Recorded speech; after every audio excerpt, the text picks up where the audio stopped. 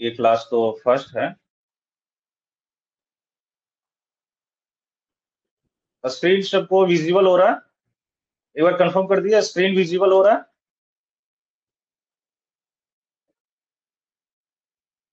Screen visible है? Presentation देख पा रहे हैं आप लोग? ये फर्स्ट क्लास है इसलिए मैं थोड़ा सा क्लियर कर ले रहा हूँ। नो। अभी देखिए तो, अभी देखिए तो स्क्रीन दिख रहा है। उस समय मैंने प्रेजेंटेशन ओपन नहीं किया था, अभी स्क्रीन पे है। देखिए तो इंट्रोडक्शन टू माइंड सेफ्टी दिख रहा है। प्रेजेंटेशन दिख रहा है? कमेंट करें। प्रेजेंटेशन अभी ओपन किया हूँ, आप देखिए तो प्रेजेंटेशन दिख रहा है। फिर मैं स्टार्ट करूंगा। यस सर, ओके नाउ हम लोग स्टार्ट करते हैं। तो देखिए कि आज जो हम लोग पढ़ने वाले हैं, माइंड सेफ्टी पढ़ने वाले हैं, जनरल माइंड सेफ्टी पढ़ने वाले हैं, ठीक ना? तो ये डीजीएमएस का जो सिलेबस है, वही सिलेबस के अनुसार से पढ़ेंगे। आप लोग तो देखे ही होंगे सिलेबस। और मैं अभी थोड़ा सा आपको ब्रीफ कर देता हूँ सिलेबस के बारे में कि इसमें क्या क्या हम लोग पढ़ने वाले हैं, हमको क्या क्या पढ़ना है इसमें से। देखिए लास्ट बार जो एग्जाम हुआ था वो थोड़ा सा पैटर्न चेंज हुआ था, आप लोग तो जानते ही होंगे। मुझे लगता है लास्ट क्लास में सर लोग तो डिस्कस किए होंगे, मैं उसमें बहुत ज्यादा डिस्कस नहीं करूंगा। लेकिन जो ये डीजीएमएस का एग्जाम है, इस डीजीएमएस एग्जाम में legislation, general safety and management, जो ये तीन टॉपिक है वो काफी अहम है। लास्ट बार सिलेबस थोड़ा सा चेंज कर देने के बाद मैनेजमेंट वाला पार्ट ज्यादा आ गया। लेकिन आप ये नहीं कह सकते हैं कि नेक्स्ट बार भी बिल्कुल मैनेजमेंट वाला आ जाएगा। लास्ट बार एकदम बिल्कुल थोड़ा सा अनबैलेंस से ये कर दिया था, क्वेश्चन कर दिया था। अनबैलेंस क्वेश्चन करने से बहुत सारे लोगों को दिक्कत हुआ था।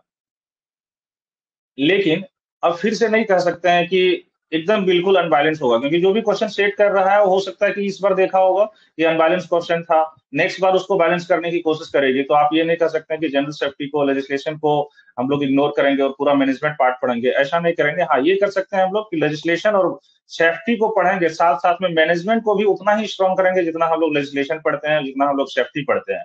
तो उतना ही इंपॉर्टेंट है जनरल सेफ्टी, उतना ही लेजिस्लेशन है। लेजिस्लेशन तो पढ़ते ही होंगे, जनरल सेफ्टी थोड़ा सा लोग कम पढ़ते थे, लेकिन इसको भी पढ़ना है और मैनेजमेंट तो पढ़ना ही पढ़ना है, इस बार छोड़ना नहीं है।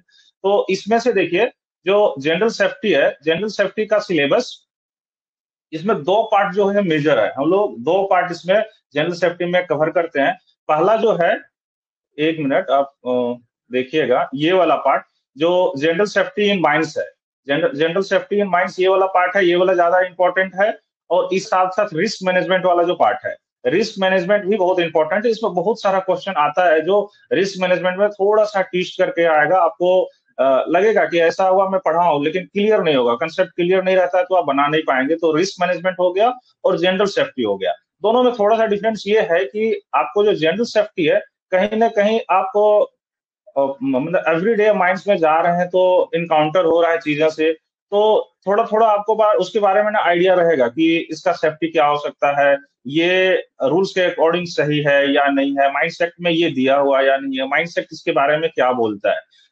जो रिस्क असेसमेंट है ना, थोड़ा सा क्रिटिकल चीजें हैं, थोड़ी सी एनालिटिकल चीजें हैं, थोड़ी सी सोचनी पड़ती है, समझनी पड़ती है, लॉजिकल चीजें हैं कि उसको लॉजिक लगा के हम लोग से देखेंगे कि हाँ ये चीजें सही है कि नहीं है। इसमें रिस्क मैनेजमेंट वाला पार्ट है, वो वाला भी हम लोग कवर करेंगे। लेकिन अभी शुरुआत में जो हम लोग देखेंगे वो ये देखेंगे कि safety in mind, safety in minds में देखिए सबसे ज्यादा जो इंपॉर्टेंट हो जाता है ना, एसएमपी हो जाता है। जो एसएमपी हो गया, एसओपी हो गया, हजार्ड्स हो गया, आप अभी जो रिपोर्ट राइटिंग हो गया, ये सब जो इन्वेस्टिगेशन हो गया, सेवेरिटी इंडेक्स निकालने का हो गया, ये सब चीजें इसमें बहुत सारा इंपॉर्टेंट है। आईएसओ हो गया, ट्रापाटाइट मीटिंग हो गया, बारपाटाइट मीटिंग हो गया, और बहुत सारा क्वेश्चन है इसमें भी। कॉन्फ्रेंस वाले जो लेटेस्ट कॉन्फ्रेंस में क्या डिसीजन लिया गया है, क्या उसका प्रिपरेशन हो रहा है, किस तरह इम्प्लीमेंटेशन हो रहा है, उससे बहुत सारा क्वेश्चन आता है।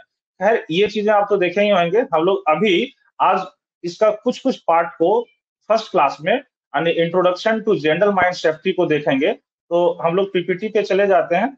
किसी को कुछ प्रॉब्लम हो तो कमेंट कर सकते हैं, मैं बीच बीच में कमेंट भी देखूंगा। और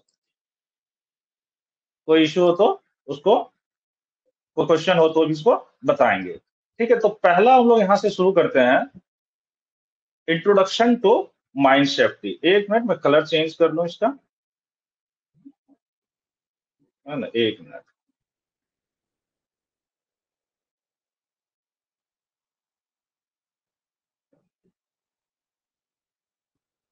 हाँ,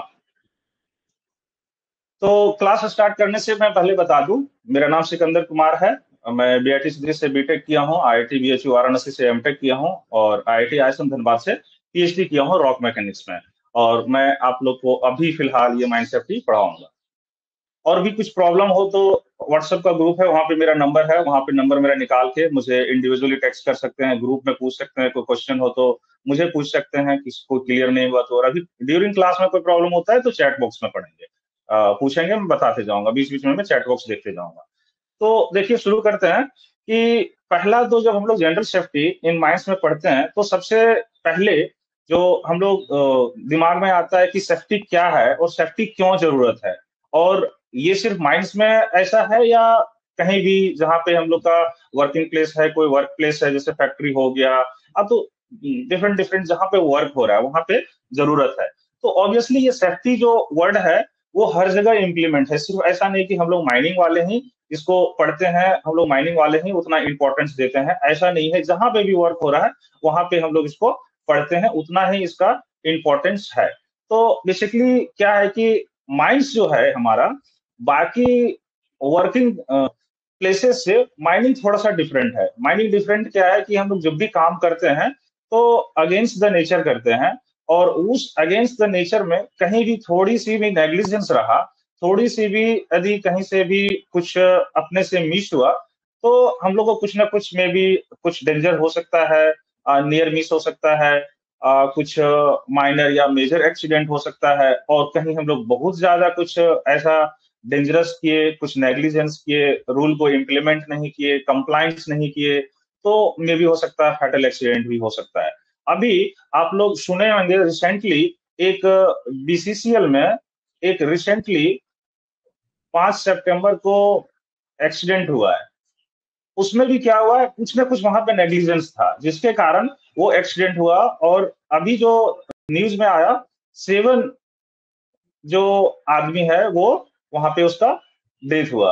तो ये एक फैटल एक्सीडेंट है, सब्सिडेंस के कारण ऑलमोस्ट 400 मीटर डेप्थ तक चला गया नीचे।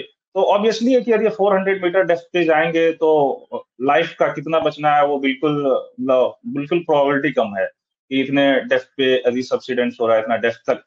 तो ठीक है ना, तो ये चीजें जो भी है, कोई भी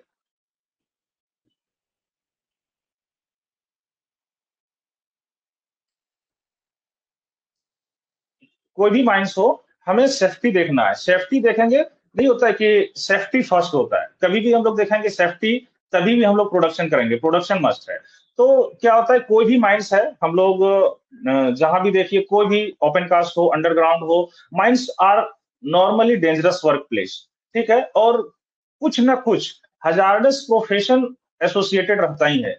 कुछ ना कुछ, जैसे यदि हम लोग ट्रेवलिंग रोडवे में जा रहे हैं तो ट्रेवलिंग रोडवे किसी न किसी तरह वो हजार्डस है। मान लेते हैं कि यदि हम लोग हॉलेज रोडवे में जा रहे हैं तो ऑब्वियसली हॉलेज रोडवे में जाना नहीं है, लेकिन यदि जा रहे हैं तो वो ट्रैवल प्रोफेशन हो गया। यदि ड्रिलिंग कर रहे हैं, कहीं भी हम लोग ड्रिलिंग कर रहे हैं, वहां भी हजार्डस प्रोफेशन है। यदि हम लोग ब्लास्टिंग कर रहे हैं वहां भी हजार्डस प्रोफेशन है, वो मतलब हजार्डस एक्टिविटी है। तो कहीं ना कहीं ये एसोसिएटेड है सारे हमारे माइंड्स की एक्टिविटी से। तो विच लीड्स टू द, कोई भी एक्सीडेंट हुआ, माइनर हो मेजर हो वो डिफरेंट चीज है। यदि नियर मिस भी हो जाता है तो हम लोग उसको इंटरनली रिपोर्ट जरूर करते हैं।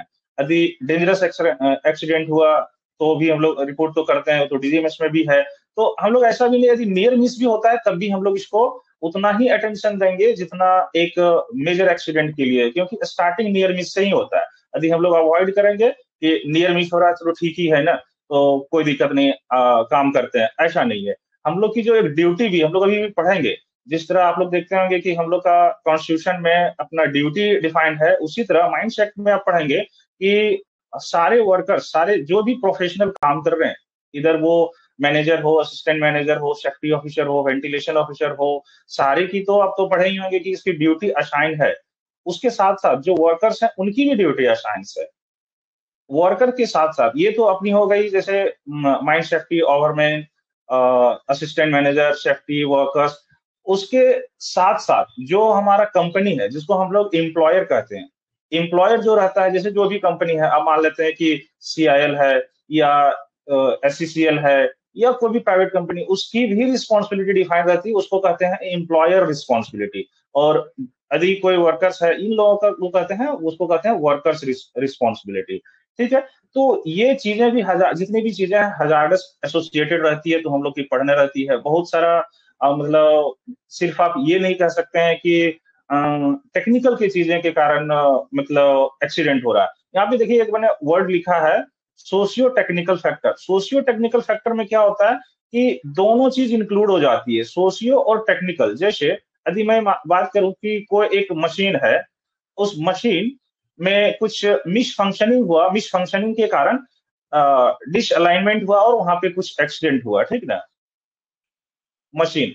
बट साथ-साथ में यदि मैं ये कहूँ कि जो ड्राइवर है, ड्राइवर ने एसओपी फॉलो नहीं किया या ड्राइवर ने कुछ नेग्लिजेंस किया, जिसके कारण मशीन में डेविएशन आया तो मिस फंक्शनिंग हुआ। तो यहाँ पे क्या हो रहा है, ये जो ड्राइवर है वो एक सोशियो फैक्टर है, सोशल फैक्टर है, और यहाँ मशीन जो है वो एक टेक्निकल फैक्टर है। दोनों मिल के इस एक्सीडेंट को किया है।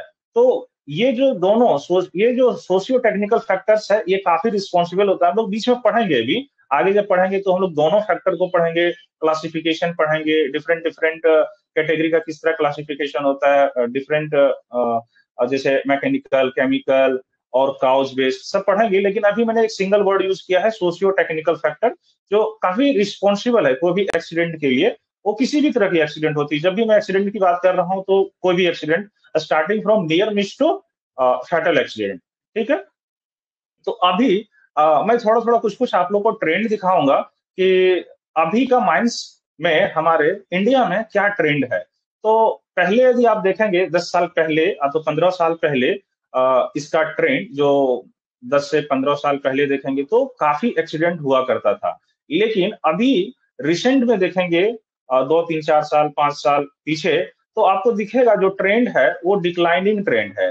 डिक्लाइनिंग ट्रेंड है, लेकिन अभी भी हम लोग जो जीरो एक्सीडेंट का मोटो है, सारी कंपनी ने सेट करके रखा हुआ है, अपना गवर्नमेंट का ऐसा दिया हुआ है कि हम लोग को जितने भी एक्सीडेंट है उसको प्रिवेंट करना है और जीरो एक्सीडेंट की मोटो को काम करना है। हम लोग को जितना हो सके सेफ्टी के साथ काम करना है, एक्सीडेंट कम हो, जीरो एक्सीडेंट हो, जीरो एक्सीडेंट तक हम लोग को पहुंचना है।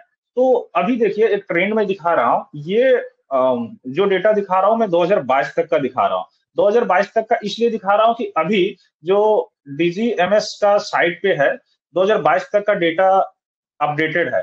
तो 2023-24 का भी डेटा आपको साइट पे मिल जाएगा, बट वो कितना ऑथेंटिक है, इसलिए मैंने वो डेटा यूज किया हूँ जो डीजीएमएस ने रिपोर्ट किया है अपने वेबसाइट में।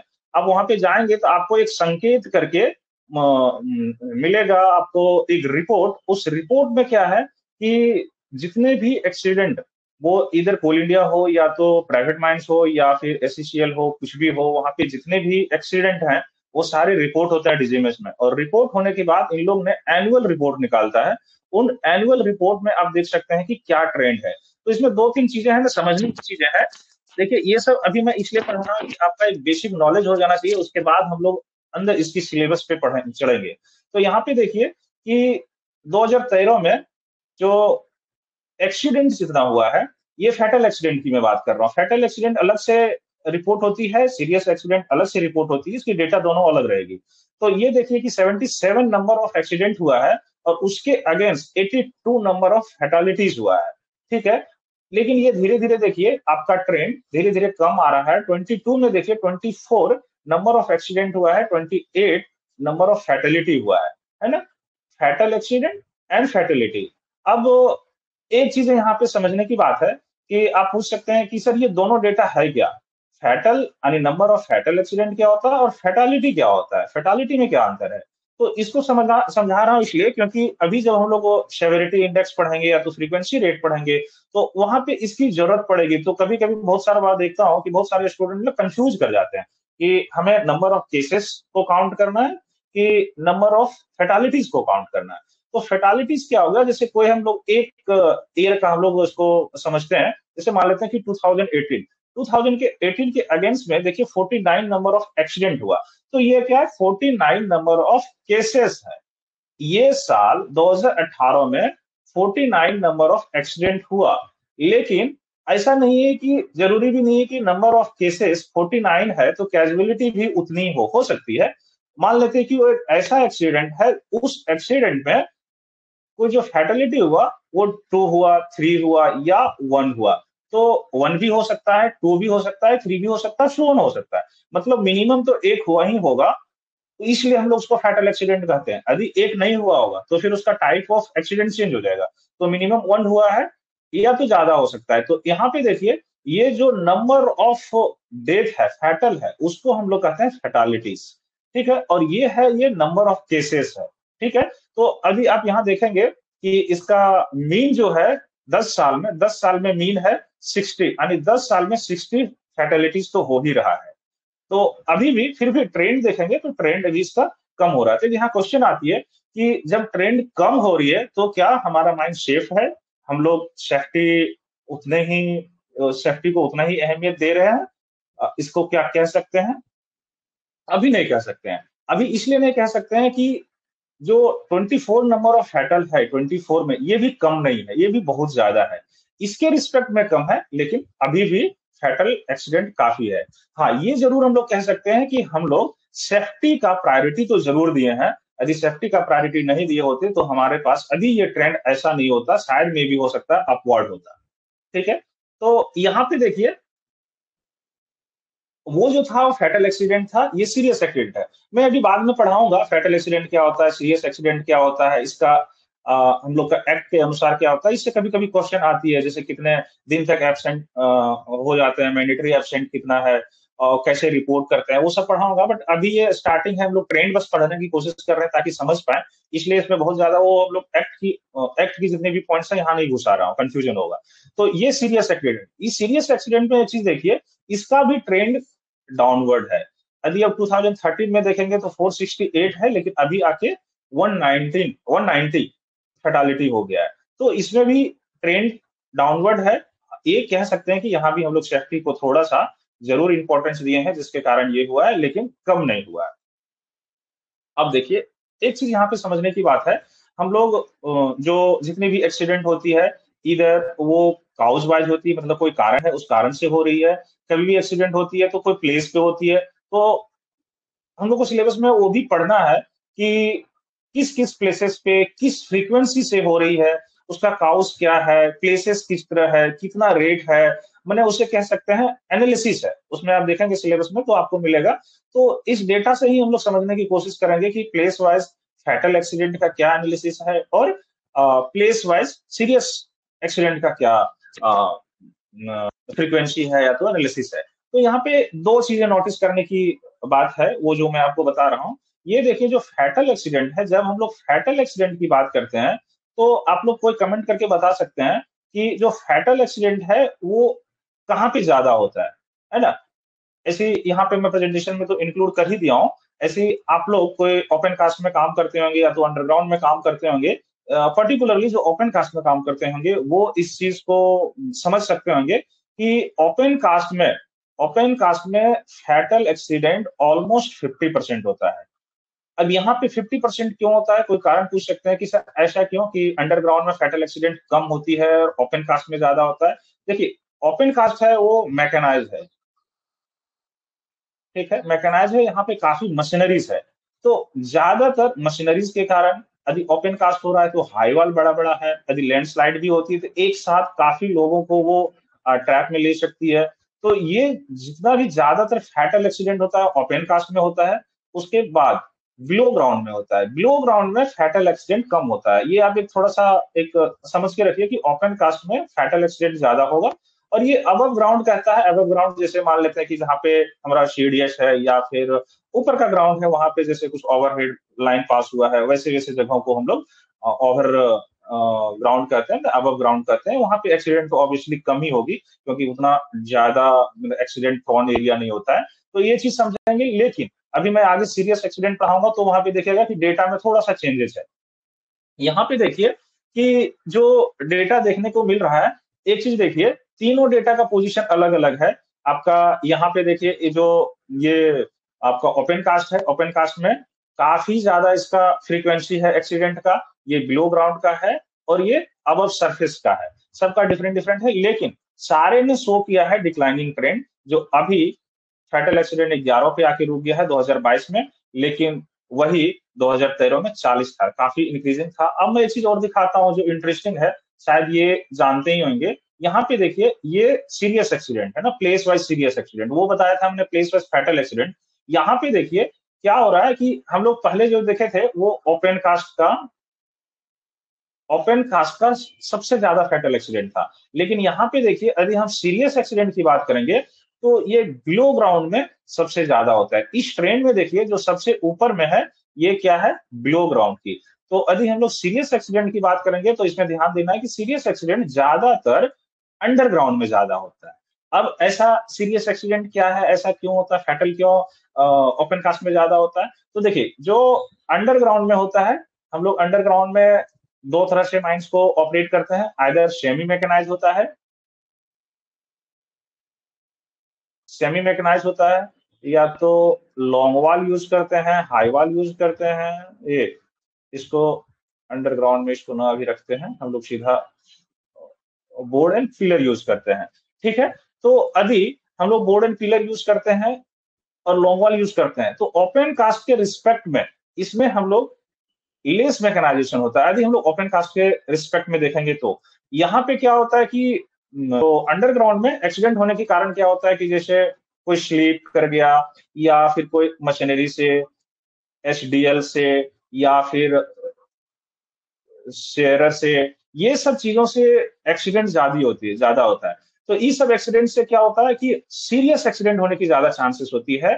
फैटल चांसेस कम, ऐसा नहीं कि फैटल नहीं होती, फैटल होती है, लेकिन सीरियस एक्सीडेंट ज्यादा होती है। सीरियस एक्सीडेंट कैसा हो गया? सीरियस एक्सीडेंट ऐसा हो गया जैसे मान लेते हैं कि कोई एचडीएल ऑपरेट कर रहा है, एचडीएल ऑपरेट कर रहा है, उसके जस्ट पीछे केबल मैन है। वो केबल मैन जैसे जैसे एचडीएल की मूवमेंट हो रही है, केबल मैन वो केबल को अरेंज कर रहा है। मान लेते हैं कि कुछ नेग्लिजेंस हुआ उसका, एचडीएल का ऑपरेटर का या केबल मैन का ऑपरेटर का, और केबल मैन में सीरियस एक्सीडेंट हो गई। सीरियस एक्सीडेंट में मान लेता हूं कि मतलब कुछ भी पार्ट का लॉस हुआ। सीरियस एक्सीडेंट उसको कहते हैं जब कोई पार्ट का लॉस हो, को आई साइड का लॉस हो, मतलब परमानेंट लॉस हो, तो हम लोग उसको सीरियस एक्सीडेंट के कैटेगरी में डालते हैं। जैसे मान लेते हैं कि इसका लेग में ऐसा चोट आया जो कुछ लेग काम करने मतलब बंद कर दिया, तो यहाँ पे हम लोग कह सकते हैं कि ये यहाँ पे एचटीएल का जो ड्राइवर था उसका नेग्लिजेंस और केबल मैन का नेग्लिजेंस के कारण ये वाला एक्सीडेंट हुआ। उसी तरह कुछ मान लेते हैं कि हमारा डिसफंक्शनिंग हुआ एचडीएल में, एचडीएल का मूवमेंट खराब होने के कारण उसके आसपास, जैसे मान लेते हैं आसपास केबल मैन है, उसी का एक्सीडेंट हुआ, सीरियस एक्सीडेंट। तो वो चीजों के हम लोग कह सकते हैं कि ये वाला सीरियस एक्सीडेंट हुआ, कुछ पार्ट लॉस हो गया। तो यहाँ पे ये चीजें ध्यान रखने की बात ये है कि जब हम लोग सीरियस एक्सीडेंट की बात करते हैं तो बिलो ग्राउंड में ज्यादा होता है, ओपन कास्ट में कम होती है, और अबव ग्राउंड में वही वही फ्रीक्वेंसी है जिस तरह हम लोग फैटल का देखे थे, उसी तरह यहाँ पे है। लेकिन एक चीज वहां पे देखिएगा कि तीनों का फ्रीक्वेंसी डिफरेंट डिफरेंट था, लेकिन यहाँ पे देखिए बिलो ग्राउंड में क्या है, सबसे ज्यादा फ्रीक्वेंसी आपका बिलो ग्राउंड का मिलेगा, सीरियस में बिलो ग्राउंड का मिलेगा, लेकिन ओपन कास्ट वाला ये दोनों की फ्रीक्वेंसी आसपास मिलती जुलती है। ठीक है, तो ये वाला चीजें ध्यान में रखने का है। यहाँ पे इस पिक्चर से आपको थोड़ा सा ज्यादा इसका पिक्चर समझ में आएगा कि देखिए, यदि मैं काउस बाय फैटल की बात करूं तो यहाँ पे देखिए फैटल किस तरह इसका ट्रेंड है। ये वाला पोर्शन देखिए, ये वाला पोर्शन ट्रांसपोर्टेशन का है। मतलब मैं एक सिंपली अभी ये मैं छोड़ देता हूं, मैं सिर्फ मशीन की बात करता हूं, है ना। मशीन की देखिए कि यदि फैटल की बात मैंने जो बोल रहा था कि फैटल होने का कारण जो होता है सबसे ज्यादा मशीन के कारण होता है।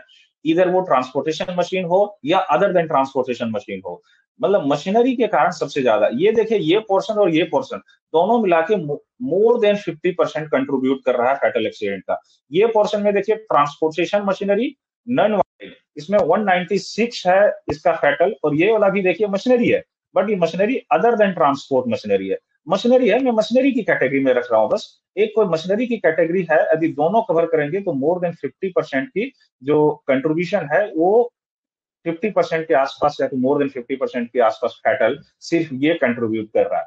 उसके बाद यदि आप इसका देखेंगे तो ग्राउंड मूवमेंट में क्या हो गया, ग्राउंड मूवमेंट में आप लोग जानते होंगे जैसे कि रूफ फॉल हो गया, ये रूफ फॉल हो गया, काम कर रहे हैं, मे बी एक ऐसा सिचुएशन समझते हैं कि ड्रिल कर रहे हैं, ड्रिल करते करते कोई रूफ फॉल हो गया, या कोई रोडवे, उस रोडवे में हम लोग कभी कहते हैं ना कि कुछ कुछ उसका रूफ में आ गया है, तो लोग उसको छटाई कर दे रहे हैं। छटाई करते समय पता चला कि हम लोग यहाँ छटाई कर रहे हैं, लेकिन उस पोजीशन से बहुत बड़ा रॉक लंप आया और इसके हेड पे गिर गया। तो उस तरह का अब मान लेते हैं कि कोई पिलर है, इस तरह पिलर है, ये पिलर का साइड वॉल में स्पॉलिंग हुआ, साइड वॉल स्पॉलिंग हुआ, तो इसको सब उसी में हम लोग कंसीडर कर लेते हैं कि ग्राउंड मूवमेंट में।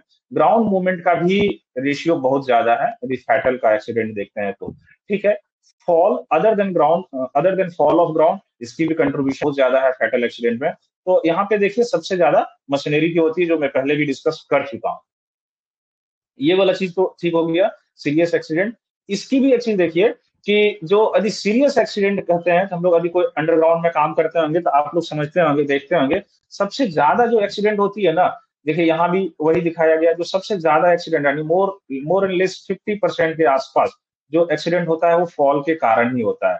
कभी भी देखते होंगे कि यदि एक्सीडेंट हो रही है तो कि दूसरी माइंड्स में, नेबर माइंड्स में कोई दोस्त बता रहा है, तो नॉर्मली ज्यादातर चांस मिलेगा ना कि फॉल के कारण हो रहा है ज्यादातर एक्सीडेंट। हाँ, ग्राउंड मूवमेंट के कारण होता है, ऐसा नहीं कि ग्राउंड मूवमेंट के कारण नहीं होता, ग्राउंड मूवमेंट कारण होता है, इसमें ट्रांसपोर्टेशन के कारण हो रहा है, दोनों ट्रांसपोर्टेशन यदि हम लोग इसको देन वाइंडिंग है और इसमें नॉन वाइंडिंग ले ऐसे वाले पार्ट में भी एक्सीडेंट हो रही है, लेकिन हम लोग को एक देखने की बस ये वाली चीजें हैं कि फॉल के कारण सबसे ज्यादा एक्सीडेंट होती है, सीरियस एक्सीडेंट। एक डेंजरस अकरेंस है, तो डेंजरस अकरेंस के बारे में थोड़ा सा मैं डिटेल में बता दूंगा, ये टेबल है, आप देख लीजिएगा पीपीटी में, अभी मैं स्क्रीन को थोड़ा सा होल्ड करके कि क्या इसका ट्रेंड है डेंजरस एक्सीडेंट का। डेंजरस एक्सीडेंट जैसे क्या है, एक नियर मिस ही पार्ट है, बट हम लोग का डीजीएमएस में एक्ट में ये है कि यदि डेंजरस अकरेंस होती है तो हम लोग को रिपोर्ट करना है। तो डिफरेंट डिफरेंट प्लेसेस पे डिफरेंट डिफरेंट काउज के कारण डेंजरस अकरेंस होती है। डिफिनेशन भी बताऊंगा आगे। तो आगे हम लोग चलते हैं। अब मैं वो तो एक नॉर्मली इंट्रोडक्शन पार्ट था, अब हम लोग यहाँ से मेनली सिलेबस को स्टार्ट करेंगे और देखेंगे कि सिलेबस में क्या क्या हम लोग को क्या क्या पढ़ना है। 1 मिनट। ठीक है, कुछ कुछ हम लोग टर्मिनोलॉजी इसमें जानेंगे और डेफिनेशन के साथ साथ मतलब जो सिलेबस में है उसको आगे लेके हम लोग आगे निकलते हैं। ठीक है, तो सबसे पहले जो हमारा पहला प्रेजेंटेशन का फर्स्ट पेज था, जो हमने सेफ्टी ही लिखा था, है ना। सेफ्टी, तो सेफ्टी क्या होता है ना कि ये सेफ्टी एक state of mind being safe, मतलब एक स्टेट ऑफ बीइंग सेफ, मतलब नॉट बीइंग डस्ट, और हमें डेंजर नहीं करना है, हमें एक्सीडेंट से बचना है। तो यही एक मतलब एक स्टेट ऑफ बीइंग सेफ, इसी को हम लोग सेफ्टी कहते हैं। तो इसका डिफरेंट डिफरेंट वे है जिससे हम लोग सेफ्टी को प्रिवेंट कर सकते हैं। डिफरेंट जो एक्सीडेंट का प्रोनेस है, डिफरेंट डिफरेंट तरीके से हम लोग सेफ्टी को रिड्यूस कर सकते हैं, प्रिवेंट कर सकते हैं, या तो इलिमिनेट कर सकते हैं। तो वो अभी हम लोग यहाँ से आगे पढ़ेंगे, लेकिन उसको पढ़ने से पहले कुछ कुछ चीजें जो है हम लोग समझ लेते हैं कि जैसे एक्सीडेंट क्या होता है। एक्सीडेंट तो आप लोग सबको समझते ही होंगे कि एक्सीडेंट क्या होता है। कुछ भी चीजें हुई जहाँ पे कोई मिस हैपनिंग हो गई, अनप्लीजेंट इवेंट हो गया जो हम लोग चाह नहीं रहे थे, वैसे चीजें हो गई, माइंस में जा रहा हूँ और सडनली मैं स्लीप करके गिर गया, माइंस में मैं जा रहा हूँ और सडनली कुछ रॉक फॉल हो गया, माइंस में मैं जा रहा हूँ और मान लेते हैं कि कोई गैस एक्सप्लोजन हुआ और कुछ साथ में कुछ लोग ट्रैप हो गए, माइंस में काम कर रहा हूँ, ब्लास्टिंग किया, ब्लास्टिंग के मैं काफी नजदीक में था ऐसा मान लो, और वहां पे कुछ रॉक रॉक फॉल हुआ, उस मतलब उसके कारण मुझे कुछ डेंजर होगी।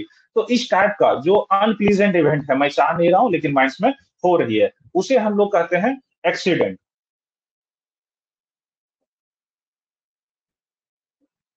एक्सीडेंट कहते हैं।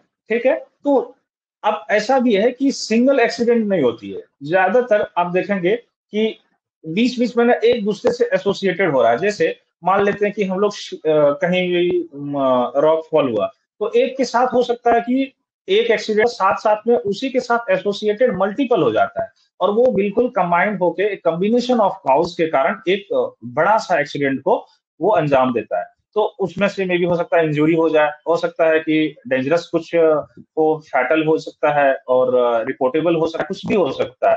तो उस तरह की चीजों को हम लोग एक्सीडेंट है। तो यहाँ पे लिखे हैं in unpleasant event that happens unexpectedly and causes damage, injury और death, that is called accident. अब यहाँ पे एक चीज और समझने की है, जो मैं अच्छे से इसको समझाता हूँ कि इसी के साथ साथ हम लोग को पढ़ना रहता है कि नियर मिस क्या होता है। नियर मिस क्या होता है?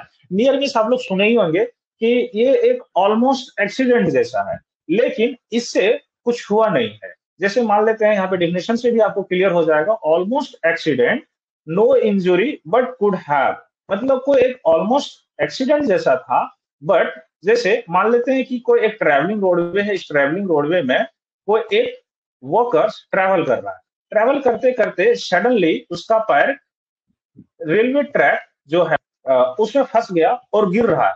लेकिन वो क्या किया, गिरते गिरते वो संभल गया, गिरते गिरते संभल गया और फिर से खड़ा होकर मूव करने लग गया। अब यहाँ पे देखिए, क्या वो एक्सीडेंट हुआ नहीं, लेकिन ऑलमोस्ट चांसेस कि ये स्लीप करके या तो इसमें जो भी है रेलवे ट्रैक में फंस के गिर गया, गिर जा, और यदि गिर जाता तो इसको कुछ हो जाता, मे भी हो सके कमर में चोट लगता, पैर में चोट लगता और कहीं भी चोट लगता, तो ये एक्सीडेंट हो सकता है इसका, लेकिन ये संभल गया। उसी तरह दूसरा मान लेते हैं कि हम लोग कहीं पे वर्क कर रहे हैं, जैसे वर्किंग फेस है, कोई वर्किंग फेस है यूजी का, एक कोई जंक्शन है, उस जंक्शन पे हम लोग जस्ट क्रॉस कर रहे हैं, जंक्शन में क्रॉस कर रहे हैं, लेकिन एक लेफ्ट साइड यहाँ पे कोई वर्कर खड़ा है, लेफ्ट साइड यहाँ पे कोई फॉल हुआ, एकदम सडन फॉल हुआ, लेकिन ये वहां तक अप्रोच नहीं कर पाया, जिसके कारण ये बच गया।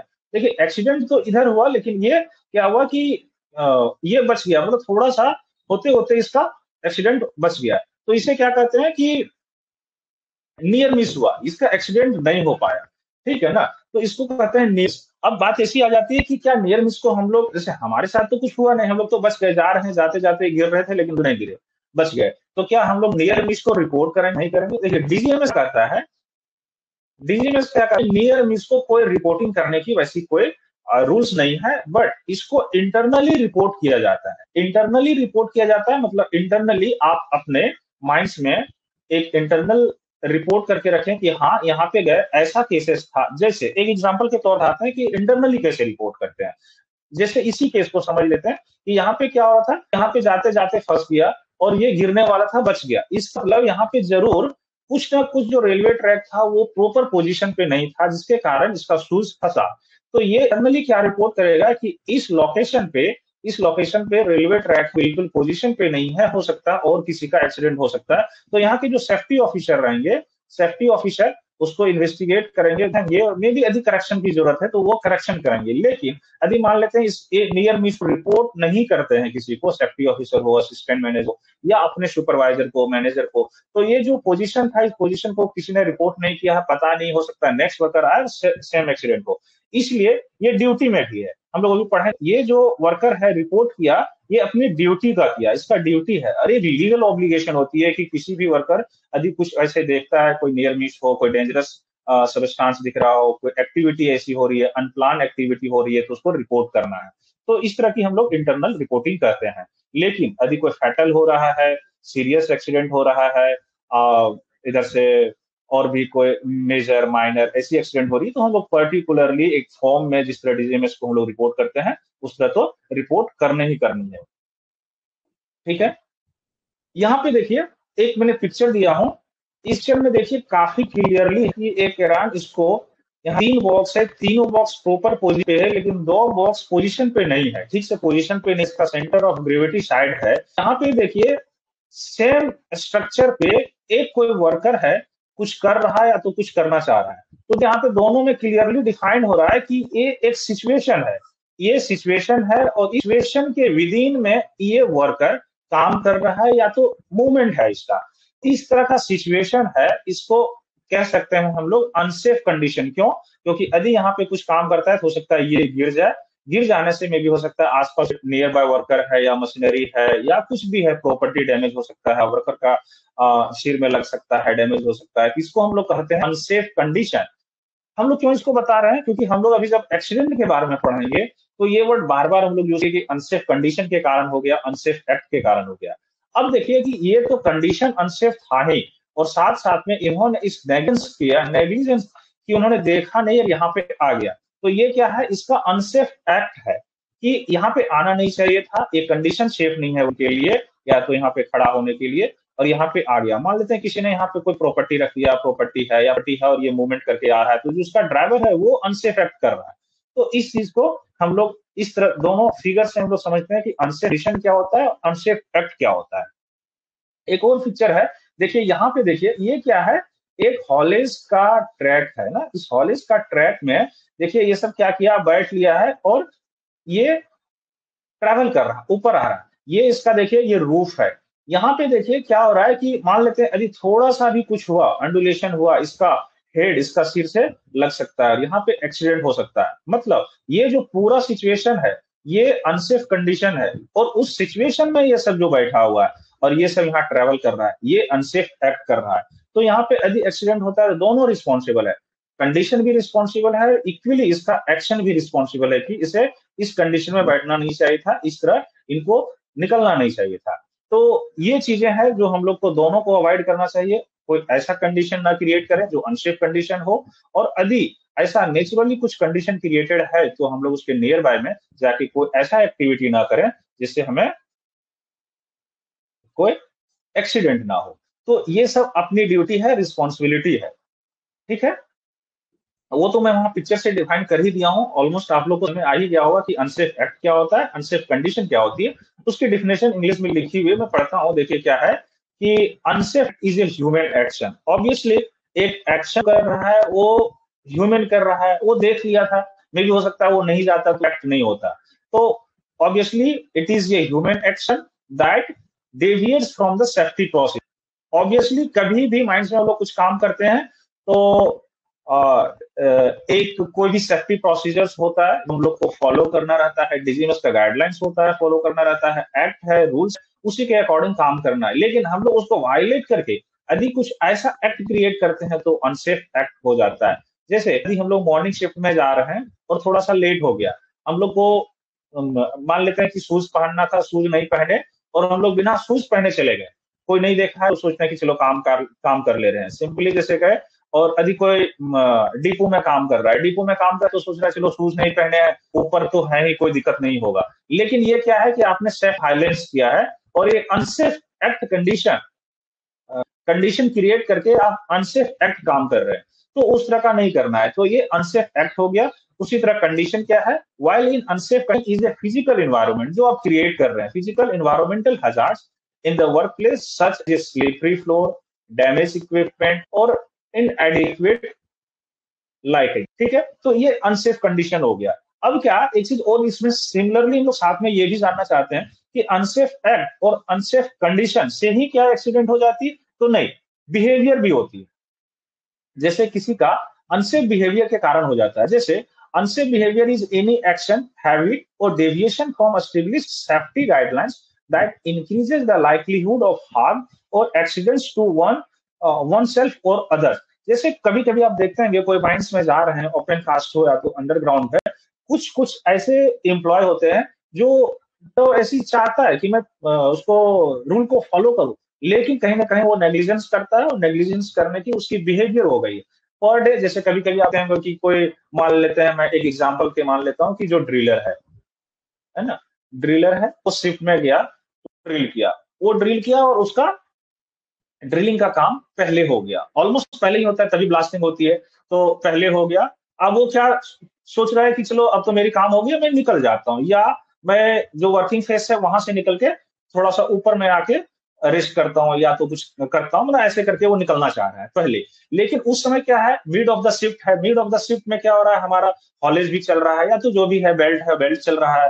यदि इन्होंने एसओपी को फॉलो नहीं किया कि यदि मैं वहां से निकल रहा हूं तो हमें ट्रैवलिंग रोडवे में जाना है, यदि ट्रैवलिंग रोडवे में ना जाके ये हॉलेज रोडवे में चला गया, या जहाँ पे बेल्ट चल रहा है उस रोडवे में चला गया, वहां पे कुछ एक्सीडेंट हो गया, आप फिर पूछेंगे सर ये क्यों जाएगा, ट्रेवलिंग रोडवे है तो। मे भी हो सकता है कि वो जो हॉलेज रोडवे है वो शॉर्टकट हो, वो शॉर्टकट देखने के चक्कर में कि जल्दी पहुंचना है तो हम लोग शॉर्टकट चल जाते हैं, ठीक है ना। तो शॉर्टकट के चक्कर में हो सकता है कि ड्रिलर वो हॉलेज रोडवे में बेल्ट वाले जहाँ कन्वेयर है वहां पे कुछ एक्सीडेंट हो जाती है, तो उसी में पर डे जाता है, तो उसका एक हैबिट बना लिया है, और अपने जो सेफ्टी प्रोसीजर है, एसओपी है, उसको डेविएट करके जो हमारा प्रोसीजर मैनेजर या तो सेफ्टी ऑफिसर ने एस्टेब्लिश किया है उस माइंस में, उसको डेविएट करके आ रहा है। आप कभी कभी देखेंगे बहुत सारे माइंस में, मैं जो बता रहा हूँ ये नॉर्मल चीजें हैं, जैसे नॉर्मली हर कोई जानता है कि हमें रूल्स को फॉलो करना है, ट्रैवलिंग रोडवे में आना है, लेकिन पर डे आपको कोई ना कोई आदमी मिल जाएगा जो शायद में भी हो सकता है कि उधर जा रहा है, बहुत ज्यादा स्ट्रॉन्ग सेफ्टी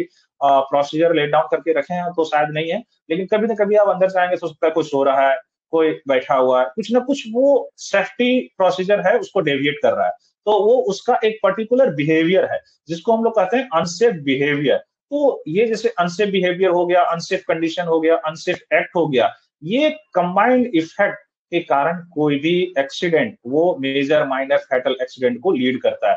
तो हम लोग को एक्सीडेंट रिड्यूस करने के लिए, हम लोग एक्सीडेंट को रिड्यूस करेंगे तो हम लोग को ध्यान देना होगा कि कोई अनसेफ एक्ट ना बनाए, कोई कंडीशन ना क्रिएट करें, जितने भी वर्कर्स हैं उनका अनसेफ बिहेवियर है उसके बारे में उसको ट्रेंड करें, कहीं सेफ्टी मीटिंग हो रही है, सेफ्टी का ट्रायल चल रहा है, वहां पे उसको ले जाएं, उसको बताएं कि कैसे इसका क्या इश्यूज है, क्यों हम लोग को सेफ्टी फॉलो करना चाहिए, क्या होगा, एक्सीडेंट कैसे हो जाता है। तो वहां से ये सब चीजें जो है कंबाइंड इश्यूज के कारण हम लोग, यदि हम लोग इसको एड्रेस करते हैं तो हम लोग सेफ्टी को रिड्यूस कर सकते हैं। एक नॉर्मली हम लोग और एक टर्म और है, इसको जान लेते हैं, बाकी तो बहुत सारी टर्म है। हजार्ड, हजार्ड्स क्या है, सिंपली एक पोटेंशियल सोर्स ऑफ हार्म है, इसी को हम लोग हजार्ड्स कहते हैं। जैसे ऑक्यूपेशनल हजार्ड्स हो गया, ऑक्यूपेशनल हजार्ड में सब आ जाता है, जैसे मैकेनिकल हो गया, केमिकल हजार्ड्स हो गया, बहुत सारे हजार्ड्स है, वो सारे हजार्ड्स इसमें इंक्लूडेड है। तो देखिए हजार्ड्स एक पोटेंशियल सोर्स ऑफ हार्म है जो कोई भी किसी के कारण भी हो सकता है, मान लेते ह्यूमन एक्टिविटी के कारण हो सकता है, नेचुरल फिनोमेना हो सकता है, रॉकफॉल हो गया नेचुरल है, ह्यूमन के कारण हो गया तो वो ह्यूमन के कारण है, कोई सबस्टांस है, डेंजरस एक्टिविटी है, कोई उसके कारण डेथ हो रहा है, इंजुरी हो रहा है, डैमेज हो रहा है, ये सब हजार्ड्स में आ जाता है। तो हजार्ड से सिंपली इतने समझ लीजिए, is a potential source of harm, ये हजार्ड्स कहते हैं। अब ये चीजें जितना भी था ये बेसिक चीजें था, बेसिक चीजें तो बहुत है लेकिन हम लोग उतना नहीं जा रहे हैं। अब हम लोग पर्टिकुलरली फोकस करेंगे डीजीएमएस की ओर, जिस तरह हम लोग क्वेश्चन पूछते हैं, क्वेश्चन पूछता है उस तरह। ये बेसिकली इतना बता दिया, ये सिंपल सिंपल ट्रेंड वगैरह था, स्टैटिस्टिक्स था।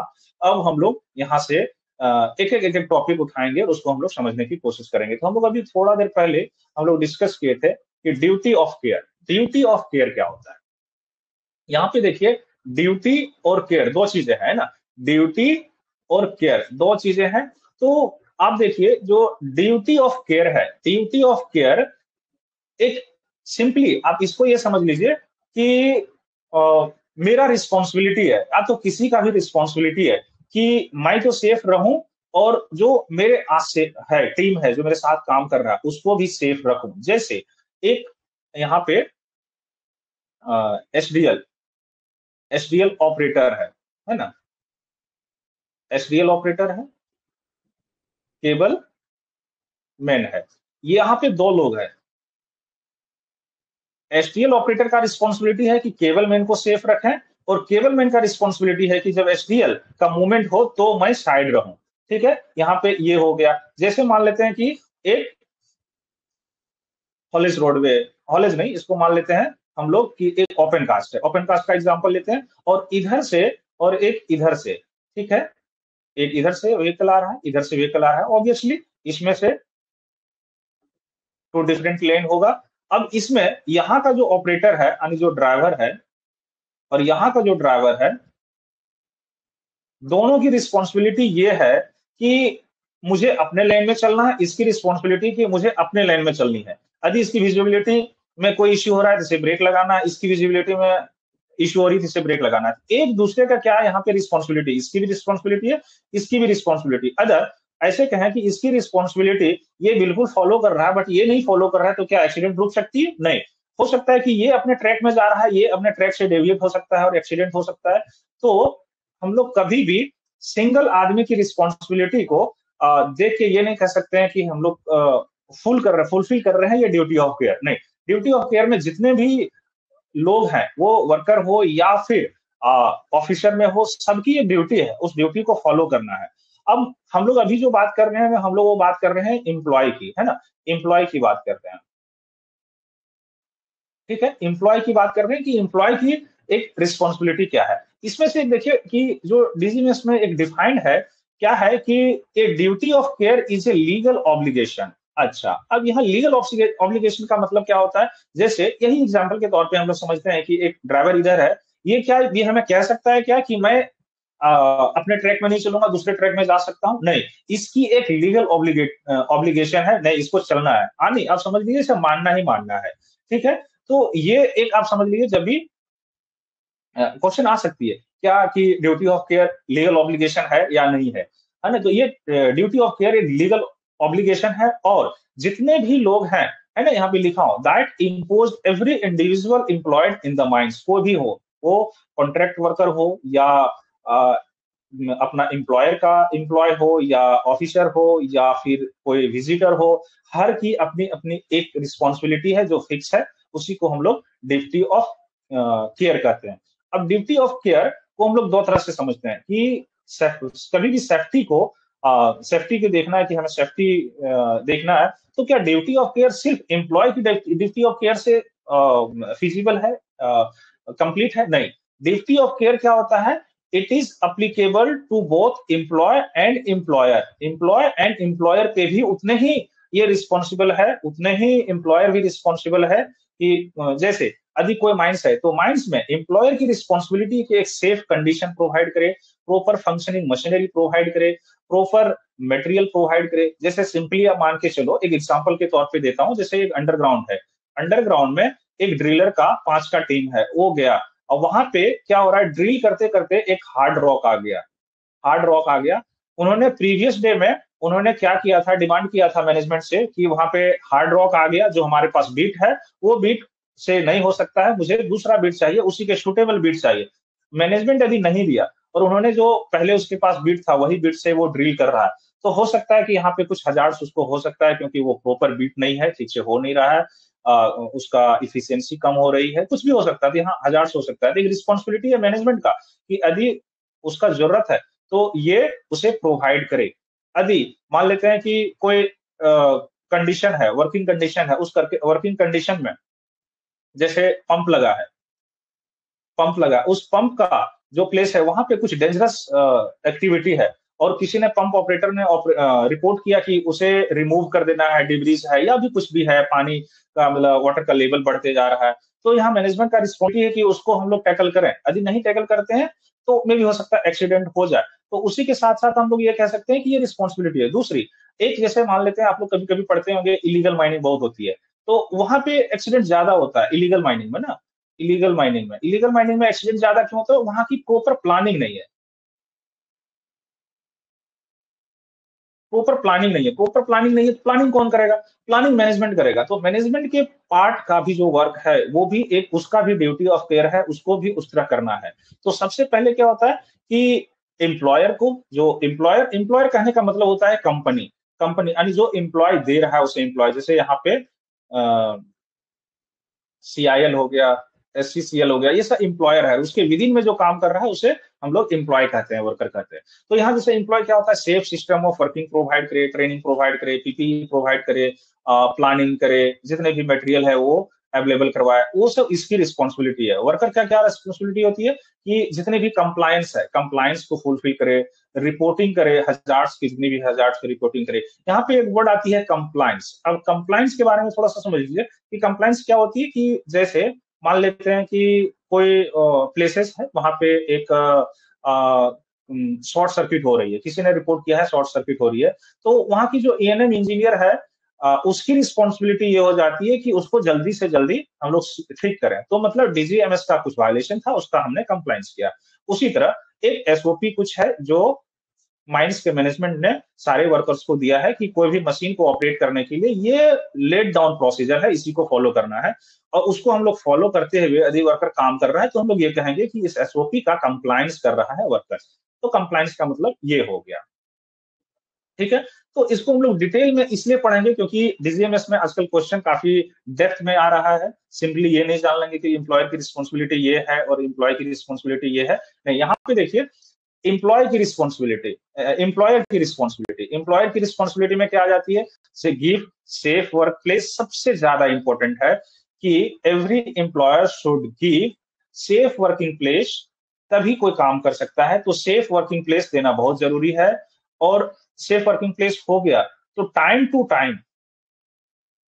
Time to time to time उसको रिस्क चेक करते रहे।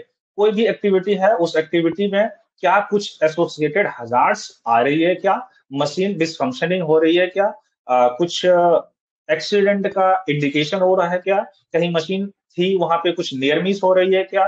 तो उसको हमेशा रिस्क चेक करते रहना चाहिए। यदि रिस्क चेक करेंगे तो इससे क्या होगा कि मे भी हो सकता है कुछ हम लोग एक्टिविटी कर रहे थे, जैसे मान लेते हैं कि हम लोग के पास कोई मशीनरी है, बड़ी मशीनरी है, जैसे शेरर हम लोग समझते हैं, शेरर है, शेरर हम लोग ऑपरेट कर रहे हैं और पता चलता है कि उसका जो शेरर में जहाँ पे कोल डिस्चार्ज हो रही है वो प्लेट पे कुछ ऑयल की लीकेज है, ऑयल की लीकेज है। तो हम लोग क्या करेंगे, जैसे किसी ने देखा उसको तो सबसे पहले डू रिपोर्ट, उसको रिपोर्ट करेंगे और करेक्टिव मेजर जितना जल्दी हो सके लेंगे।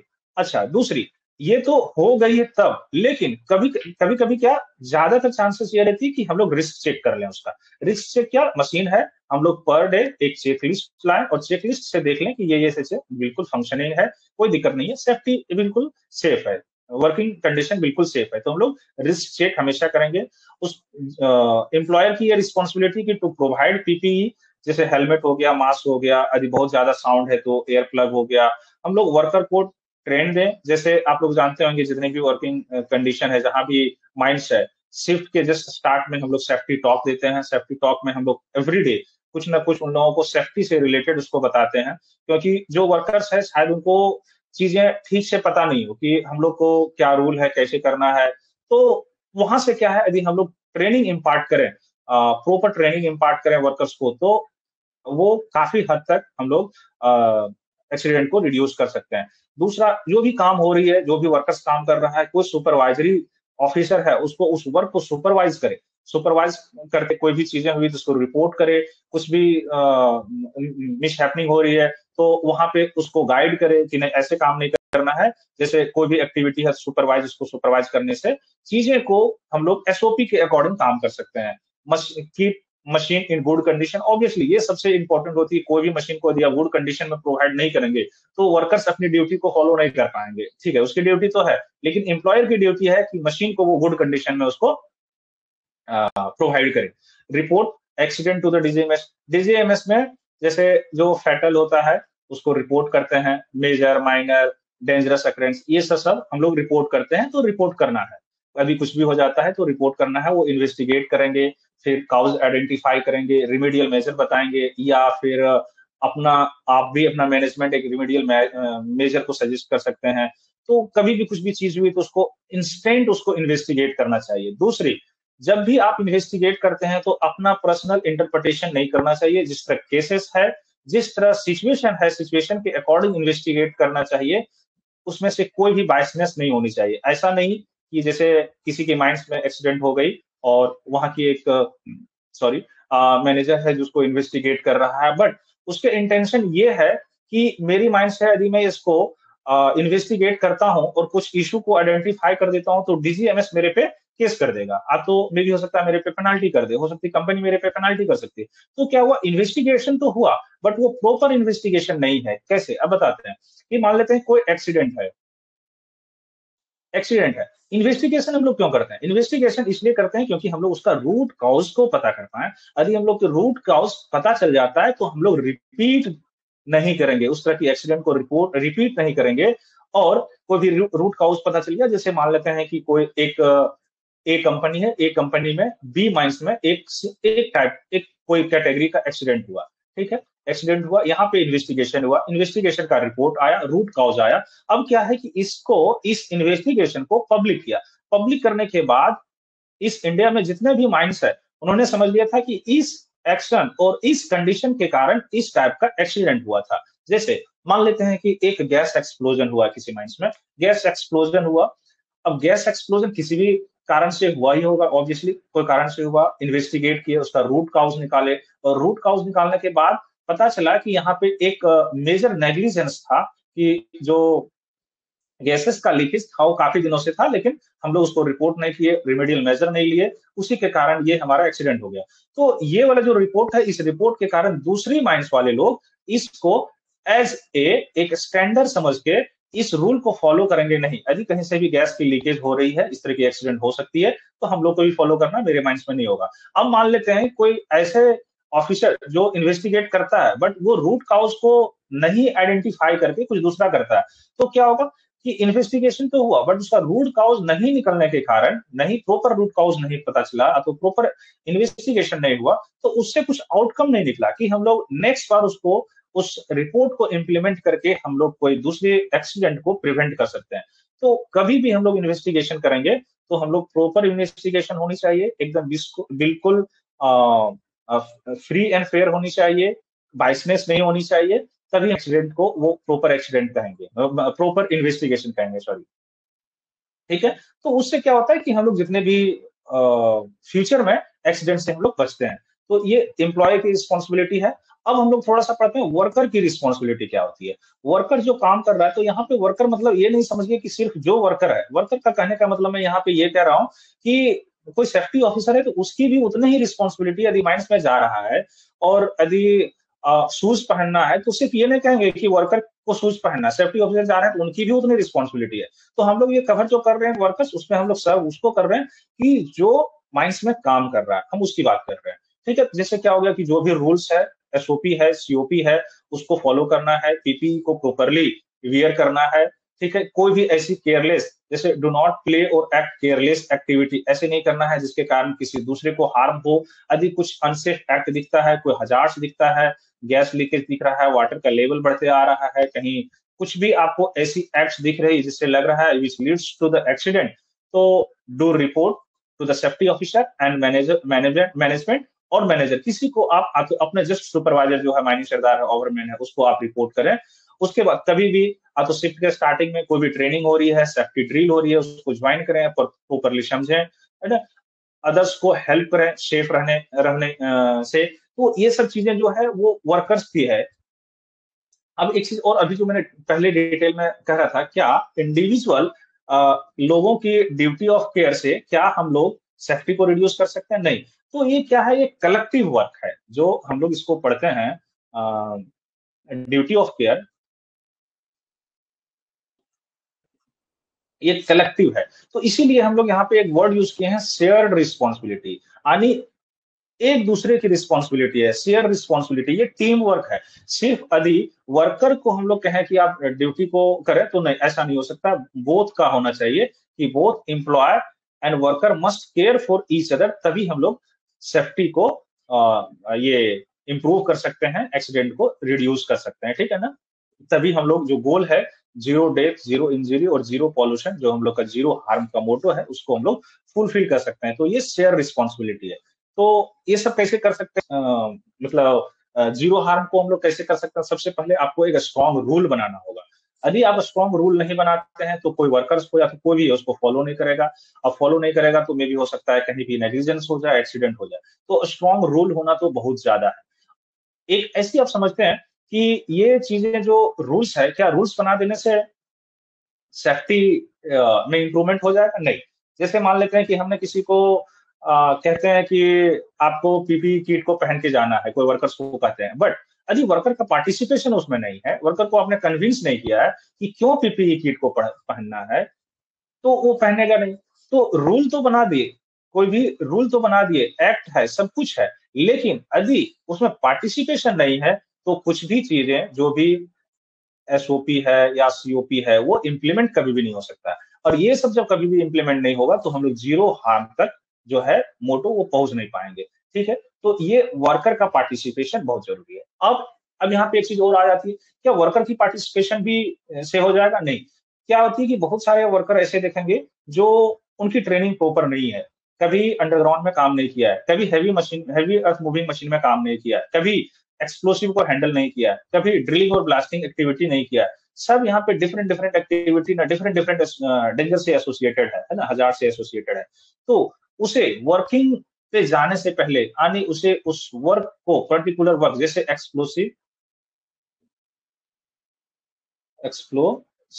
वैन में हम किसी को ड्यूटी देते हैं, एक्सप्लोसिव वैन में ड्यूटी देते हैं, या एक्सप्लोसिव कैरी करने के लिए किसी को ड्यूटी देते हैं, ड्रिलिंग के लिए किसी को ड्यूटी देते हैं, तो पर्टिकुलर अलग अलग एक्टिविटी है। तो उसमें से क्या होगा, आपको रेगुलर ट्रेनिंग देना होगा, और जो भी सेफ्टी चेक्स है उसको सेफ्टी चेक्स करते रहना पड़ेगा, तभी हमें जाके ये सेफ्टी होगा। यदि सेफ ये सब हम लोग जीरो हार्म को फॉलो करते हैं तो सेफ वर्क प्लेस होगा। हम लोग मतलब जो भी एक्सीडेंट है वो कम हो जाएगी, कंपनी की बेटर इमेज बनेगी, प्रोडक्शन इंक्रीज करेगा। ठीक है, यहाँ पे थोड़ी एक चीज मैं बात करता हूँ कि क्या जैसे कभी कभी ऐसी बोलती है कि सेफ्टी और प्रोडक्शन, सेफ्टी और प्रोडक्शन कौन इंपॉर्टेंट है? तो देखिए ऑब्वियसली यदि हम लोग सेफ्टी की बात करते हैं तो माइंस में सेफ्टी सबसे ज्यादा जरूरत है। यदि आप सेफ्टी नहीं करेंगे तो प्रोडक्शन ये हो सकता है कि लॉन्ग टर्म में हार्म होगा। सेफ्टी क्यों ब्रीच होती है? कभी कभी हम लोग ऐसे करते हैं कि प्रोडक्शन के टारगेट को मीट करने के लिए हम लोग सेफ्टी को कभी कभी नेग्लेक्ट कर देते हैं, प्रोडक्शन करते हैं, वहीं पे एक्सीडेंट होता है। तो कभी कभी ऐसा लगता है कि नहीं, हमें तो कंपनी है, हमें प्रोडक्शन करना चाहिए। नहीं, हमें सेफ्टी को देखना चाहिए। सबसे पहले आप एक सिस्टम को यदि इंप्लीमेंट कर दिए, सेफ्टी को इंप्लीमेंट कर दिए, तो आपको प्रोडक्शन कम नहीं होगा। आप ये जो सेफ्टी है ये प्रोडक्शन का ही पार्ट है, यानी ये इंटरचेंजेबल है। यदि आप सेफ्टी को इंप्लीमेंट करते हैं तो लॉन्ग रन में कंपनी की बेनिफिट होती है, क्योंकि मान लेते हैं कोई हमने एक्सीडेंट कर दिया प्रोडक्शन के चक्कर में, प्रोडक्शन हमको बढ़ाना है, कोई एक्सीडेंट हो गया, नेग्लिजेंस हो गया, तो क्या हो गया, हिडन कॉस्ट है, कंपनी कॉस्ट है, आईआर इश्यूज है, जो बहुत सारा इश्यूज है, जो आप जितना प्रोडक्शन नहीं किए उतना आप कंपनी को नुकसान कर दिए। तो कभी भी हम लोग प्रोडक्शन के चक्कर में सेफ्टी को नेग्लेक्ट नहीं करना चाहिए, सेफ्टी को हमेशा प्रायोरिटी में रखना चाहिए, और जब ये प्रायोरिटी में रहेगा तो दिक्कत नहीं होगी प्रोडक्शन करने में, है ना। अब यहाँ पे एक चीज देखिए कि ये तो जो चीजें मैंने अभी बता रहा था वो एक ड्यूटी ऑफ केयर था, जो duty of care employer employee का है। यहाँ पे एक इसको मैं भी लास्ट में एक देख रहा हूँ, फिर कल मैं इसको आगे पढ़ाऊंगा। Occupational hazards in mining, occupational hazards in mining मतलब कौन कौन सी ऐसी हजार्ड्स है माइनिंग में, ऑक्यूपेशनल हजार्ड जो एसोसिएटेड है एक्सीडेंट जिसके कारण होता है। तो बहुत सारी एक्टिविटी है, आप लोग बहुत सारे जानते होंगे, बस मैं टॉपिक पढ़ा रहा हूँ, और इसमें से आप इसका डिटेल कभी कभी आगे आगे सब आएगा, इस सब चीजों को पढ़ने के लिए, तो उसको सब डिटेल में पढ़ूंगा। बस अभी जानना जरूरी है कि ऑक्यूपेशनल हजार्ड्स क्या होता है। ऑक्यूपेशनल हजार्ड जैसे फिजिकल हजार्ड्स भी हो सकता है, केमिकल हजार्ड्स भी हो सकता है, एर्गोनॉमिक्स हजार्ड्स भी हो सकता है, साइकोलॉजिकल हजार्ड्स भी हो सकता है। जैसे फिजिकल हजार्ड्स में आपको ऐसे हजार्ड्स जो आपको फिजिकली देख पा रहे हैं, जैसे फॉल ऑफ ग्राउंड हो गया, फायर हो गया, एक्सप्लोजन हो गया, इल्यूमिनेशन के कारण हो गया, ह्यूमिडिटी के कारण हो गया, कोई मूविंग मशीनरी है उसके कारण हो गया। तो यहाँ पे जो एक मैंने लिखा है मैकेनिकल हजार्ड्स, ये पार्ट ऑफ फिजिकल हजार्ड्स, ये फिजिकल हजार्ड्स के अंदर ही आता है मैकेनिकल हजार्ड्स, ठीक है ना, इसी का ये पार्ट है। तो ये सब चीजें जो है ये फिजिकल हजार्ड्स में आता है। जैसे मैंने एक एग्जांपल के तौर पे आपको मैं समझाता हूँ, जैसे मैं एग्जांपल ले लेता हूँ इल्यूमिनेशन का। इल्यूमिनेशन से हजार्ड्स कैसे हो सकती है? इल्यूमिनेशन से हजार्ड्स कैसे हो सकती है? जैसे मान लेते हैं एक रेलवे साइडिंग है, रेलवे साइडिंग है, रेलवे साइडिंग में पे लोडर है, रेलवे साइडिंग में पे लोडर है जो लोड कर रहा है, ठीक है, लेकिन वहां पे इल्यूमिनेशन प्रॉपर नहीं है, इल्यूमिनेशन प्रॉपर नहीं है, तो पे लोडर का जो ड्राइवर है उसकी विजिबिलिटी ठीक से नहीं है, और जब हम लोग उसका लोड करते हैं लोड करते हैं उस पे, तो मे भी हो सकता है कि वहां पे उसको कुछ विजिबिलिटी का प्रॉब्लम हुआ और वहां पे कुछ वो एक्सीडेंट कर गया। तो इस तरह की एक्सीडेंट जो हो गई वो किसके कारण हो रहा है? इल्यूमिनेशन के कारण होगा। जैसे ह्यूमिडिटी हो गया, जैसे कोई वर्किंग प्लेस है वहां ह्यूमिडिटी ज्यादा है, ह्यूमिडिटी ज्यादा है तो उसका कंडीशन वर्किंग कंडीशन कंफर्टेबल नहीं है, कंफर्टेबल नहीं होने के कारण उसका कुछ एक्सीडेंट होता है। मतलब अभी जब तक आप शरीर से कंफर्टेबल नहीं होंगे प्रॉपर वर्क नहीं कर पाएंगे, तो वहां पे ह्यूमिडिटी के कारण हो गया, हीट के कारण हो गया, कोई इलेक्ट्रिक शॉक लग गया, कोई फॉल्ट हो गया, शॉर्ट सर्किट हो गया, तो ये सब जो है वो फिजिकल हजार्ड्स है। केमिकल हजार्ड्स भी होती है। एक यहाँ पे एक छोटी सी डिस्कशन करनी थी, एर्गोनॉमिक्स हजार्ड। पहले हम लोग इस चीजों पे ज्यादा ध्यान नहीं देते थे, अभी रिसेंट में 5-7 साल से हम लोग इस पे बहुत ज्यादा ध्यान देते हैं। एर्गोनॉमिक्स हजार्ड्स, एर्गोनॉमिक्स हजार्ड्स क्या होता है? जैसे मान लेते हैं एक डंपर है, डंपर हो, डंपर का ड्राइवर ड्राइव कर रहा है। बट क्या हो रहा है कि जहाँ पे वो काम कर रहा है वो इतना अंडुलेटिंग है, जो उसकी बॉडी का मूवमेंट है, होल बॉडी वाइब्रेशन वो बहुत ज्यादा हो रहा है। होल बॉडी वाइब्रेशन बहुत ज्यादा होने से क्या हो रहा है, उसका पोस्चर ठीक से नहीं हो रहा है। पोस्चर ठीक से नहीं हो रहा है तो हो सकता है उसकी कमर पे पेन स्टार्ट हो जाए, हो सकता है जहाँ पे हाथ का ज्वाइंट है वहां पे पेन स्टार्ट हो जाए। तो ये क्या हो रहा है ना कि मान लेते हैं कि कमर में उसको दर्द हो रहा है, यहाँ कोई हाथ में ज्वाइंट में दर्द हो रहा है, दर्द होने के कारण वो प्रॉपर एक्टिविटी नहीं कर रहा है, प्रॉपर एक्टिविटी नहीं कर रहा है, उसके कारण कुछ एक्सीडेंट हो जा रहा है। एक्सीडेंट हो रहा है तो उस तरह की एक्टिविटी कहाँ हो रही है, उसकी ओरिजिन कहाँ है, कोई इर्गोनॉमिक्स एक्टिविटी के कारण हो रही है, इर्गोनॉमिक्स कॉज के कारण वो एक्सीडेंट को मतलब ऐसा हो रहा है। तो उस तरह का एक्टिविटी को, उस तरह के एक्सीडेंट को हम लोग कहते हैं इर्गोनॉमिक्स हजार्ड। जैसे कुछ हैवी लिफ्टिंग हो रहा है, कोई एक्वार्ड मतलब एक्वार्ड पोस्चर्स हो रहा है, फिटिंग हो रहा है, स्ट्रेसेस है, डिप्रेशन है, इंक्रीज ह्यूमन एरर। तो ये सब क्या होता है, इस तरह यदि हो रहा है तो ह्यूमन का जो एरर है ना वो बढ़ जाता है, उससे कारण कोई एक्सीडेंट हो सकता है। उसी तरह साइकोलॉजिकल हजार्ड्स भी होता है। साइकोलॉजिकल हजार्ड्स होता है जैसे कोई वर्किंग कंडीशन में है, वर्क को 8 घंटा काम करना है, लेकिन आपने उसको ज्यादा काम करवा दे रहे हो। या मान लेते हैं कोई मतलब कोई ऐसी जगह पे शेयरर है, शेयरर काम कर रहा है, काफी हीट हो रही है, हीट होने के कारण क्या हो रहा है कि वो कंफर्टेबल नहीं हो रहा है, लॉन्ग वर्किंग हो गया, एक ही में आइसोलेटेड हो गया, स्ट्रेस हो गया, उसको स्ट्रेस होने के कारण फिटिंग हो रहा है, ठीक से काम नहीं कर पा रहा है, काम नहीं करने के कारण कुछ उसका नेग्लिजेंस हो रहा है, मिसहैपनिंग हो रही है। तो उस तरह की एक्सीडेंट को ना हम लोग इसको एसोसिएट करते हैं साइकोलॉजिकल हजार्ड। तो ये तो आप भी समझ गए एक बेसिक ये सब चीजें। अब मेन इसकी पार्ट होती है ना, इसकी क्लासिफिकेशन और प्रिवेंशन। तो हम लोग क्लासिफिकेशन थोड़ी थोड़ी तो हम लोग ये सब जान चुके थे, यही सब होती है इसकी क्लासिफिकेशन। यहाँ पे जो हम लोग ये सब देखे थे, ये सब क्लासिफिकेशन मेजर है। लेकिन क्लासिफिकेशन को हम लोग अब जब देखेंगे तो डिटेल में देखना रहता है कि डिफरेंट डिफरेंट मतलब सेवेरिटी के टर्म में कौन कौन सी क्लासिफिकेशन है। जैसे डिजीमेश ने सेवेरिटी के टर्म में फैटल एक्सीडेंट को क्लासिफाइड किया है, सीरियसली बॉडली इंजरी को किया है, रिपोर्टेबल इंजरी किया है, माइनर किया है, डिसास्टर किया है, मेजर एक्सीडेंट किया है। तो इसके बारे में तो समझेंगे। फिर उसी तरह क्या होता है कि इसकी ये चीज देखिए कि लोकेशन के अनुसार कहाँ कहाँ है, लोकेशन के अनुसार ने आपको एक स्टैटिस्टिक्स तो दिखाई दिया था, underground open cast surface level पे तो बता दिया, तो इसको बताने की जरूरत नहीं होगी। इसका प्रिवेंशन क्या होता है, ये सबसे क्वेश्चन आता है। अभी कभी कभी आप देख सकते हैं कि सिंपल क्वेश्चन आ सकता है, फ्रीक्वेंसी सेवेरिटी रेट कैसे कैलकुलेट करते हैं, मिलियन टन के अकॉर्डिंग, पर 1000 पर्सन के अकॉर्डिंग। तो ये सब मैं नेक्स्ट क्लासेस में अभी पढ़ाऊंगा आप लोगों को। आज ये फर्स्ट क्लासेस था, तो फर्स्ट क्लासेस एक इंट्रोडक्शन टू माइंड सेफ्टी रहा। तो किसी को कोई क्वेश्चन हो तो पूछ सकते हैं। ठीक है, स्लो नेक्स्ट क्लास से कोशिश करूंगा स्लो करने का, है ना। तो ये फर्स्ट क्लास है, अभी इस क्लास को मैं एंड करता हूँ।